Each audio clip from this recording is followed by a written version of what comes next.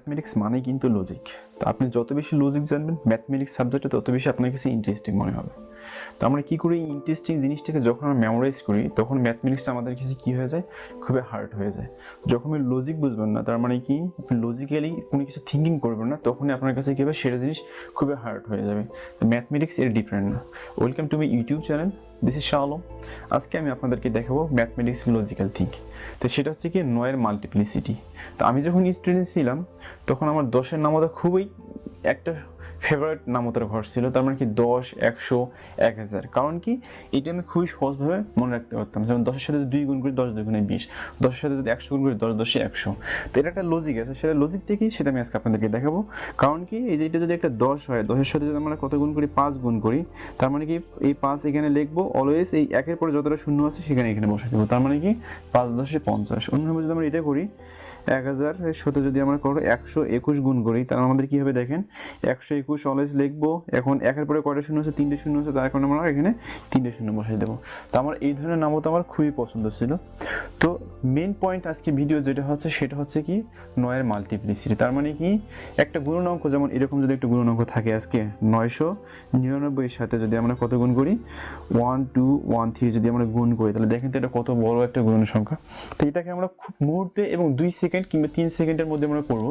সেটা কীভাবে দেখেন, 999কে আমরা কীভাবে লিখতে পারি, 1000 বিয়োগ 1। কারণ কি 1000 থেকে যদি আমরা 1 বিয়োগ করি, তার মানে কি 999। হ্যাঁ, তার সাথে আমরা গুণ করবো কত, 1 2 1 3। এখন দেখেন এটা হচ্ছে এ পিস অফ কেক। তার মানে কি খুবই সহজ। কারণ কি এটার সাথে একবার এটা গুণ, ঠিক সেমভাবে এটার সাথে একবার এটা গুণ। তো আমরা যদি 1000-এর সাথে 1213 গুণ করি, তার মানে কি হবে, প্রথমে 1213 বসাবো, তারপরে এখানে 1-এর পরে 3টে শূন্য আছে, যার কারণে আমি এখানেও 3টা শূন্য বসাবো। বিয়োগ যদি আমরা করি কত, 1-এর সাথে এটা যদি গুণ করি, তার মানে কি ওটাই হবে। বিয়োগ করলে আমাদের সংখ্যাটা আসবে কত, 12 2 1 1 7 8 7। তা দেখেন খুবই সহজ। তো এটা যদি আমরা গুণ করতে চাইতাম, তাহলে দেখেন এই অঙ্কটা যদি আমরা গুণ করতে চাইতাম, তাহলে এটা কত বড় একটা গুণ করা লাগতো। কিন্তু যখন আমি লজিক্যালি থিঙ্কিং করছি, তাহলে দেখেন খুবই সহজ। এই পিস অফ কেক। ঠিক সেমলি হবে যদি এরকম একটা গুণ থাকে, 99-এর সাথে আমাদের গুণ আছে কত, 162। তো এখন 99-এর সাথে 162 যদি গুণ করতে চাই, তো মিনিমাম তো 2 থেকে 3 মিনিট সময় লাগবে। তা বিভিন্ন ধরনের জব পরীক্ষার ক্ষেত্রে এই ধরনের গুণনফলগুলো আসে, যেটা একটা লজিক্যালি থিঙ্কিং করলে আপনি 2 সেকেন্ডের মধ্যে করতে পারবেন। কিন্তু আপনি যদি এটা গুণন করতে চান, তার মানে কয়েক মিনিট লাগবে, তখন আপনি সময় ওয়েস্ট করবেন। তো এই জিনিসগুলো আপনাকে লজিক্যালি থিঙ্কিং করতে হবে এবং লাইফটাকে খুব সহজভাবে নিতে হবে। তো যদি আমরা এটাকে ম্যাথমেটিক্সের মাধ্যমে করি লজিক্যালি, সেটা আমরা কীভাবে লিখতে পারি, 100 বিয়োগ 1। তার মানে কি 100 বিয়োগ 1 মানে কি 99, যে 99 এখানে আছে, তার সাথে গুণ আছে কি 106 2 62। তো সেমনিভাবে যদি আমি 100-এর সাথে যদি 162 গুণ করি, তার মানে কি 162 এখন লিখবো, তারপরে 1-এর পরে 2টে শূন্য আছে, 2টে শূন্য এখানে বসাবো। বিয়োগ 1-এর সাথে যদি 162 গুণ করি, তার মানে কি 162 হবে। এটা যদি আমরা বিয়োগ করি, তাহলে আমাদের আসবে কত, 16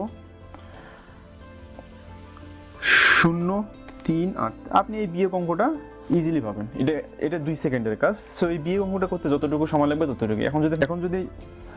এখন যদি আমি কি করি, 9-এর সাথে যদি আমরা কি গুণ করি, 88 গুণ করি, তার মানে কি আপনি ইজিলি ভাবতে পারেন যে কি 880 থেকে আমরা কত বিয়োগ করবো, 88 বিয়োগ করবো। বিয়োগ করলে আমাদের কত হবে, 792। এই হচ্ছে লজিক। আশা করি ভিডিওটি ভালো লেগেছে। যদি ভালো লেগে থাকে তাহলে অবশ্যই লাইক এবং কমেন্ট দেবেন এবং বেশি বেশি করে শেয়ার করবেন, যেন আপনাদের বন্ধুরা, যারা আপনার ছোট বড় যারা আছে, তারা যেন ম্যাথমেটিক্সটাকে লজিক্যালি থিঙ্কিং করতে পারে এবং ম্যাথমেটিক্সটা যেন তাদের কাছে খুব সহজ হয়ে দাঁড়ায়। এই প্রত্যাশায় আজকে আমি এখানে শেষ করতেছি।